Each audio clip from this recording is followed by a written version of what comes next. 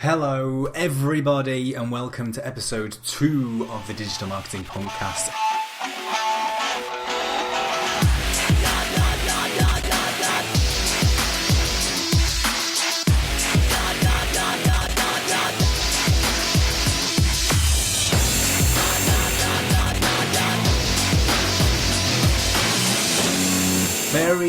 Very sorry that I decided to go live and record this podcast at 9 p.m. on a Friday evening. I'm very sorry about that. However, I'm doing it anyway because something very exciting happened this week, and I want to talk to you about it, and that is Google I/O 2018. First of all, before we get into that, I just want to say a absolutely huge thank you to everybody that decided to listen and join in and comment and tell me about what they thought about the first episode. Obviously, it was just an introductory episode. I did it on the hottest day of the year, which I thought was probably a good thing because everybody was outside and everybody was happy, so maybe people saw it with a little bit of rose-tinted glasses, perhaps. But either way, thank you so much for the very positive feedback that I've had. It's been very nice, and thank you. I hope you enjoyed it. It wasn't much, I'll admit. I was just sort of explaining what this is all about and what you can expect, but I want to thank you nonetheless for accepting me into this world. So welcome to the Digital Marketing Podcast episode 2. I want to talk today about Google I/O 2018. I will explain all about what it is, why it is important, why is it relevant to you guys as business owners to know about this stuff, and I'm going to basically strip away at all the geek stuff and tell you exactly how it is. So we're going to get into that today. Right. What is Google I/O 2018? It's like Christmas for me as a complete nerd and geek. Google I/O is one of those times that Google come out of their little Google shell and explain some of the things that they've been up to over the past year, some of the new products. And in the past, it's been very geek orientated, has been very developer led. Lots of geeks coming up on stage and saying, we did this code and this and that, but it's become very different in the past couple of years, to be brutally honest. It's become a little bit more exciting, a bit more of an event. I mean, granted, it's not like a Justin Bieber concert or anything like that, but for geeks and nerds like me, it's absolutely brilliant. And the conference this year lasted 3 days, and Google come forward and they explain what they've been doing over the past year and exciting things. And I'm sure over the past couple of days, because I'm obviously a little bit late, you've read certain things about certain controversial features that I'll be discussing today. So that's what Google I/O is. Why is it relevant? Well, Google talk about new products, and they talk about advancements that they've made in what they've been doing. And that's relevant to you because some of the products that they've been talking about and some of the new features and things that they've been talking about do actually impact businesses, and not just big businesses. I'm talking about the little businesses as well, the small businesses, the startups. It impacts absolutely everybody. What you actually need to know is what's relevant to you or not, and that's what I hope to cover today. So, first things first, and you're probably going to ask yourself, why you talk to me about this? There was no SEO, that's search engine optimization stuff, that was talked about whatsoever during the course of the conference. Well, that's actually a bit of a lie. There were little tiny bits. But the truth of the matter is, Google don't really tend to talk about SEO things happening during Google I/O because, I'll be honest, it's not very exciting whatsoever. So Google tends to sort of make big announcements and releases, and sometimes don't tell us at all about things that are going on in the sort of search world, about the Google algorithm that powers the Google search when people type in sort of keywords into Google. They tell us that throughout the year. They don't tell us that during Google I/O. They like to talk about more exciting things because this is a rock concert of the geek nerd world. So there was no SEO. Now, don't let that put you off. There is some interesting stuff. And it's not surprising that there was no SEO, to be perfectly honest, because the SEO stuff that would have been talked about would have been very, very dull and boring. But they did talk about some cool and exciting things, and some things that will actually be relevant to you and that you'll be interested in and that you can start thinking about. And that's the point about this. I'm not talking about this to try and scare you into doing something and go forth and make huge drastic changes to your website or your digital presence. I'm making you aware, because most of the things that they talk about during Google I/O period, they're things that are not necessarily coming out right now. They may be coming out in a couple of weeks, but they may be sort of churning it out over the course of a year or two, and that is certainly the case for some of the things that I'm going to be talking about. It's not the case for some of the things, but they're not really things that you can change and adapt to suit your needs, but it is good to know about them so you can start thinking about things that you can do. So, rather than search and SEO and Google algorithms, they were not really mentioned whatsoever. What took center stage was Google Assistant. Now, if you don't know what Google Assistant is, you probably know what Siri is, and you probably know what Alexa is. Google Assistant is Google's equivalent of that, okay? You may have noticed that sometimes when I'm going to say this now, my phone will go off, but when you say the term "OK Google," your phone will bleep up and start talking to you and asking you questions. You might have a Google Home device or what's the little one? A Google Mini device. I forgot the name of it. A Google Mini device, and you can talk to that. It's their voice assistant software, which is baked into this hardware and your phone.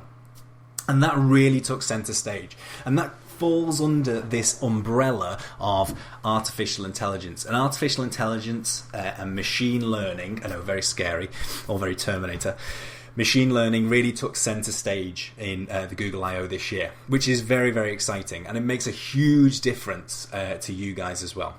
So, I'm going to talk about the one that's been talked about. I'm going to talk about first the one that's been talked about the most, and the videos that you've probably seen online already. I've seen hundreds of them on LinkedIn. I've seen them on Facebook. I've seen them on my news feeds and everything like that. And that is something called Google Duplex. I don't know why it's called that, but let me explain. Google Duplex is a very weird machine artificial intelligence learning feature that they've baked into Google Assistant, and it's not coming out right now, and it's not going to be coming out very, very soon by the sounds of it. But you may have seen the videos where Google, if you asked it to, from your mobile, from, Google My Business sections on the web, you can now ask Google Assistant to ring up a business and make an appointment, whether that be a hair appointment, an MOT service, a doctor's appointment, for example. Google will now have the ability, using its Google Assistant, its voice system, to ring up without you hearing it or listening to it on your phone in the background and make that appointment for you. If you haven't seen it in action, and Google did demonstrate it in a very cool kind of way, and it got a huge pop by the crowd, I recommend you go and look for it. Just go onto YouTube and search for Google Duplex. It is very, very cool, and it's a little bit scary, and the thought of a robot ringing you at your place of work asking for an appointment for your client, I noticed it say, is very, very creepy. And it was able to understand responses and reactions from the business owner, or the person on the telephone on the business side. It was able to respond and react to questions that it had. On the other side of that, it was also able to respond and react in a way that Google Assistant wouldn't be able to understand. So, for example, if the conversation was getting a little bit complicated for Google Assistant to actually hear, to understand, then it would just simply end the conversation in a very easy, polite, typically British kind of way. Which is very, very cool, and it is a game changer. I can't stress this enough. If this does come into play, this is huge. Online booking systems to be embedded into your website, and then, if you think about it, to then be embedded into voice assistants and things like that is a huge undertaking, not just in time but in money as well, because there's a lot of coding and developer stuff that has to go into that. Absolutely massive undertaking. So for Google to come up with this using artificial intelligence to just simply call a business and try and drive and to make appointments that way, that's really, really cool. and a little bit scary as well. So I'm going to be very much on the lookout now at work when the telephone rings and I pick up, wondering if someone is going to be either a person or a robot. And maybe I'm going to really embarrass myself at one point, aren't I? I'm going to start asking really sort of Turing test questions to see if I can outsmart what I think is a robot, and then we'll probably just end up being some person that just sounds really robotic. As if a Sheldon Cooper rang me, for example. I might not do that, actually. Although Google came out today and said that it will identify itself, because during the demonstration it didn't identify itself as, hey, I'm Google Assistant, I'm calling on behalf of da-da-da. It just sort of said, my client. I'm calling on behalf of my client. It will identify itself as being Google Assistant, which I suppose is a little less spooky, but still probably brings you memories of sort of Terminator and all that kind of stuff. But it is really cool. If they can make it work and it takes off, it could be a real game changer. So what do you as a business owner have to be aware of? Absolutely nothing. You have to be aware that you'll probably get these phone calls, not today, not tomorrow, not next week, not even next month, but probably in a couple of months' time you might start getting these calls. I reckon it'll probably roll out in America first, and they'll test and they'll trial it like they do. It might even be another year, as we see with some Google features, before we even start to even get an inkling that it's coming to the UK. But it is coming. Hopefully. It will be cool. There's nothing wrong with that. There's nothing you need to do.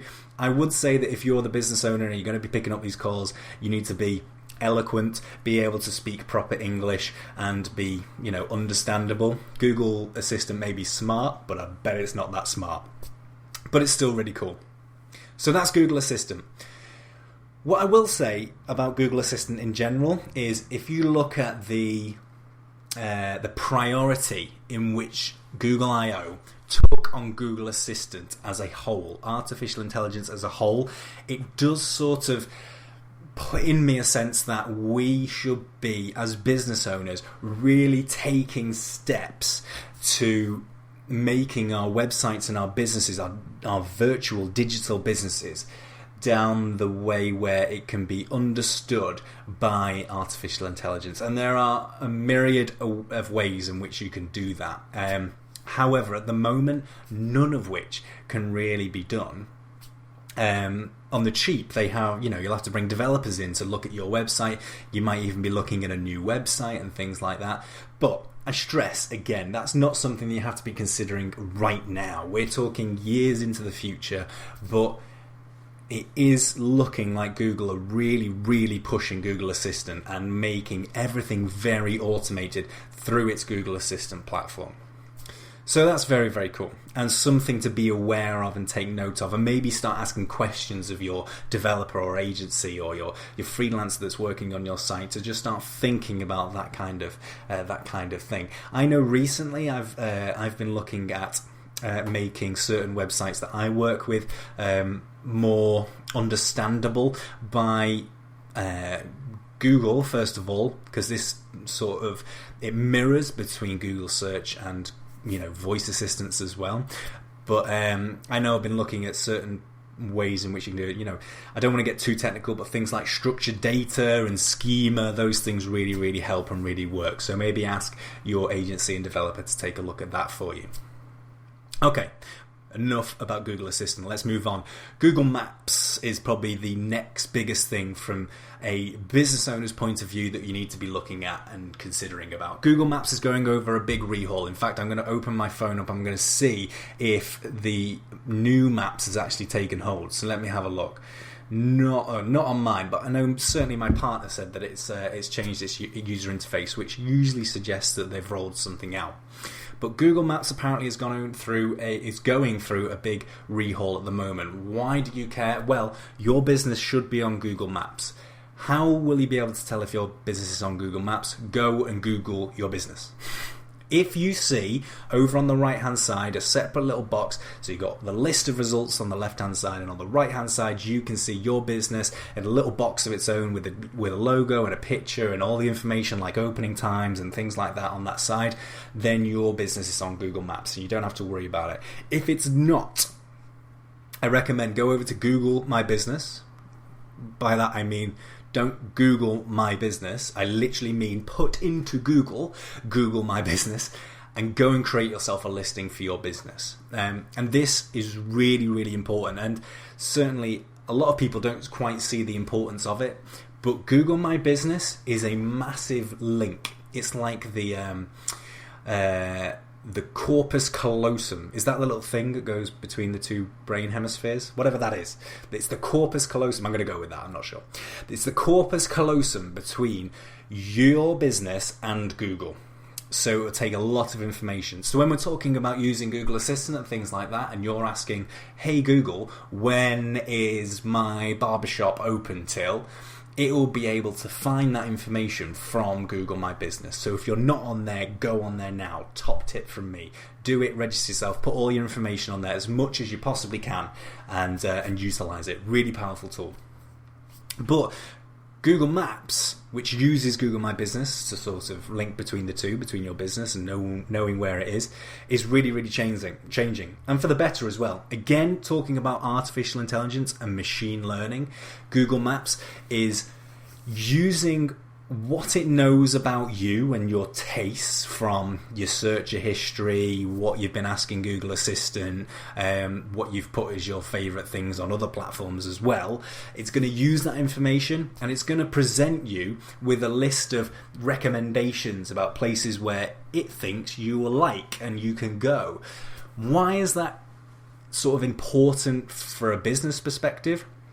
Well, you might find a bit of an upsurge in foot traffic. If you're finding yourself a little bit out of the way and not very visible on the high street, for example, if you're a shop or a cafe or something, you might find a little bit more traffic coming your way, which is really cool because they'll be able to find their way to you using Google Maps as well. So they call it Your Match, and there's going to be a little section on Google Maps which is going to be called For You, I believe, at the bottom. So go and check that out when the new app comes through, and that's coming very, very soon, by the way, in the next couple of days, so far as I can tell anyway. Have a look at that, see what recommendations you get, and then make sure that your website, first of all, and your Google My Business holds as much information about your business as it possibly can do, because that's where it's going to source that information out. That's where it's going to make the link between someone's interests and what someone likes and your business. And if there's no information about your business, it's not going to be able to marry those up. So go over there and go and check it out. And certainly go and create a Google My Business if you don't already have one. Okay. Walking Vision is the next Google Maps development, I suppose, which is also very, very cool. Walking Vision, essentially, you know how to navigate on Google Maps through the car. Well, now you can do it while walking. It's a bit weird, actually. I'm going to show you a demonstration. You can now do it while walking with your phone in front of your face, as if enough people don't already do that really annoyingly and then walk into you. But then your camera will be active and it will be able to show you visually, like with little signposts through your camera, the different businesses which you are seeing through your camera, which again is very, very cool, because if your shop front or cafe or business is a little bit hidden away and people might not know about it except for your digital presence, then they're going to see it visually on their screens on Google Maps as well, which is really, really cool. And again, you might see a little upsurge in traffic. Again, another point, really important, Google My Business, getting your website up to date, linking the two together. Go and check it out. Google yourself. Find out if you're actually visible on Google. If you're not, you need to do something about it. Okay. And to be honest, from a whole Google I.O. point of view, 2018, that's pretty much it. There wasn't a huge amount of digital marketing stuff about it. But I'm going to get into a little bit of nitty-gritty here. It's a little bit developer-y, but I assure you, if you hold out and you listen, you might take something from it. So, other points that were made during Google I.O. Not in the keynote, which is like all this sparkly Google Maps and Google Assistant stuff, but in other areas where they've been talking about the developments in website and web technology. They're talking a lot about site speed, which is clearly very important. Site speed, if your website currently, if your business website currently is not very fast. It's taking more than 3 seconds to load from when someone clicks through from Google, then I think the figure was that 40% of your traffic will probably bounce. What that means is if it's taking more than 3 seconds to load, people are just going to give up and they're going to go and look somewhere else. So I have a tool for this, which I will put on the show links, which is Page Insights. It's developed by Google. It's there so you can put your web address in and you can find out how fast your website loads. Really key that you get a decent score. By decent score, I don't mean a perfect 100. I mean anything above, 70, 75% is all good. There's 2 tabs on Page Insights, one for desktop, one for mobile. Make sure both of them are very, very high. Remember that mobile traffic is now absolutely huge. It's not all desktops anymore, it's not all laptops. Mobile traffic, certainly on search, is overtaken desktop and laptop traffic. So if your page is loading great on desktop, it's loading slow on mobile, make sure your mobile site speed is really up there as well. If you're not sure how to do that, I do recommend you go and speak to your developer, your freelancer, speak to someone who knows and be able to help you out with that. Okay, I know it's not very good advice if you're just doing this on your own, but if you don't have that someone that'll be able to sort of make those tweaks, it can be very, very difficult. Not hugely important, but it is, it is an important thing right now, website speed. Okay, other things. Web applications are being really key. So it seems like Google wants to see a new web, and people keep throwing around these terms of like Web 3.0 or 4.0 or whatever the hell we're on at web at the moment.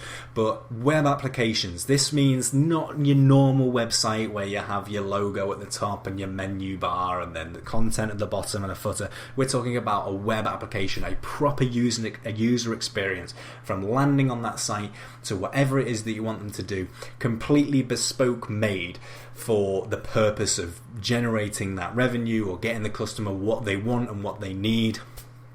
So I can see that taking off. I'm not saying go out there now and go and make sure you completely rehaul your website. What I'm saying is it's going down that way. If you want to see an example, and this is the example that Google gave, an example of this sort of web application, go and check out Starbucks' website. It's not like any website that you've seen. Very, very driven towards catering for an experience to go and land on the page and go and do something, and it is really, really cool. So I do recommend that you go and check it out. And it's sort of integrates again into this sort of Google Assistant stuff. So with Google Assistant, you can now tell Google to go and order you a coffee from Starbucks, and it will know your favorite coffees and stuff like that. This usability and web interface and making things as easy as possible for an audience, for a user to go and do what they need to do, seems really, really key in Google's eyes. So don't be surprised if this starts becoming what's known as a ranking metric in SEO terms, something that makes your website more visible to people when they're searching for things. So that's really, really key. It's certainly something that I know that Google are looking for on a ranking basis. Okay, Google want to show websites that are more usable, that are more accessible, that people can go on and use, get a good result and leave and get on with the rest of their lives. That's what Google wants in their vision of the web. And let's be honest, Google pretty much have domination in that area. So if you're not going to listen to them, there's no point listening to anybody.